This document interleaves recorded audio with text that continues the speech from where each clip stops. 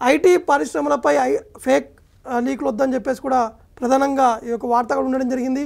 తొలి సమావేశంలోనే అధికారులను హెచ్చరించినటువంటి మంత్రి శ్రీధర్ బాబు ముఖ్యంగా వార్తా వివరాలు చూసుకుంటూ ఒకసారి సోషల్ మీడియాలో తప్పుడు ప్రచారాలు చేయొద్దని అధికారులపై ఐటీ శాఖ మంత్రి దుద్దిల్ల శ్రీధర్ బాబు ఫైర్ అయ్యారు. ఈ ఉదయం మంత్రిగా బాధ్యతలు స్వీకరించిన ఆయన ఐటీ అధికారులతో సమావేశమయ్యారు. ఐటీ కంపెనీలు హైదరాబాద్ నుంచి తరలిస్తున్నాయని దుష్ప్రచారం చేయొద్దని చెప్పేసి వారు కూడా చెప్తున్నటువంటి పరిస్థితి నెలకొంది.